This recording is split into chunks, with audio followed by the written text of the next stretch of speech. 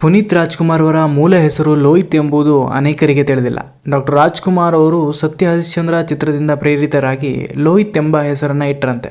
ಆದರೆ ಅಲ್ಪಾಯುಷಿ ಎಂಬ ಅಪಶಕುನದಿಂದಾಗಿ 10 ವರ್ಷಗಳ ನಂತರ ಪುನೀತ್ ಎಂದು ಹೆಸರು ಬದಲಾಯಿಸಿದರಂತೆ. ಪುನೀತ್ ರಾಜ್ಕುಮಾರ್ ಅವರ ಜನ್ಮದಿನದ ಪ್ರಯುಕ್ತ ಅವರ ಕುರಿತಂತೆ ಹಲವಾರು ವಿಚಾರಗಳನ್ನು ನಾವು ನೆನಪಿಸಿಕೊಳ್ತಾ ಇರ್ತೀವಿ. ಪುನೀತ್ ಅವರ ಹೆಸರಿನ ಬಗ್ಗೆಯೂ ಚರ್ಚೆಗಳು ನಡೀತಾ ಇರ್ತವೆ. ಅವರ ಮೂಲ ಹೆಸರು ಲೋಹಿತ್ ಎಂದಾಗಿತ್ತು. 10 ವರ್ಷಗಳ ನಂತರ ಪುನೀತ್ ಎಂದು ರಾಜ್ಕುಮಾರ್ ಅವರೇ ಬದಲಾಯಿಸಿದ್ರಂತೆ. ಲೋಹಿತ್ ಎಂಬ ಹೆಸರಿನ ಬಗ್ಗೆ ಇದ್ದ ಭಯವೇ ಈ ಹೆಸರನ್ನ ಬದಲಾಯಿಸೋಕ್ಕೆ ಮುಖ್ಯ ಕಾರಣವಾಯಿತಂತೆ.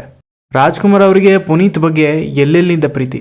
ಅವರ ಹೆಸರು ಇಡಬೇಕಾದ್ರೆ ಲೋಹಿತ್ ಎಂಬ ಹೆಸರು ಅವರಿಗೆ ನೆನಪಿಗೆ ಬಂದಂತೆ. ಇದಕ್ಕೆ ಕಾರಣ ಆಗಿದ್ದು ಸತ್ಯ ಹರಿಶ್ಚಂದ್ರ ಸಿನಿಮಾ.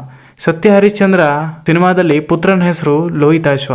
ಈ ಹೆಸರು ರಾಜ್ಕುಮಾರ್ ಅವರಿಗೆ ತುಂಬಾನೇ ಇಷ್ಟವಾಗಿತ್ತಂತೆ. ಇದೇ ಕಾರಣಕ್ಕೋಸ್ಕರ ಮಗನಿಗೆ ಲೋಹಿತ್ ಅಂತ ಹೆಸರಿಟ್ಟಿದ್ದರಂತೆ. ಡಾಕ್ಟರ್ ರಾಜ್ಕುಮಾರ್ ಅವರ ಕುಟುಂಬಕ್ಕೆ ಬೇಕಾದ ಹಿರಿಯರೊಬ್ಬರು ಲೋಹಿತ್ ಎಂದು ಹೆಸರಿಟ್ಟಿದ್ದಕ್ಕೆ ಪ್ರಶ್ನೆ ಮಾಡಿದ್ರಂತೆ. ಲೋಹಿತ್ ಅನ್ನೋದು ಅಲ್ಪಾಯುಷಿಗೆ ಇರುವಂತಹ ಹೆಸರು, ಹೀಗಾಗಿ ಪುನೀತ್ ಎಂದು ಬದಲಾಯಿಸಿ ಅಂತ ಸೂಚನೆಯನ್ನ ಕೊಟ್ಟಿದ್ರಂತೆ.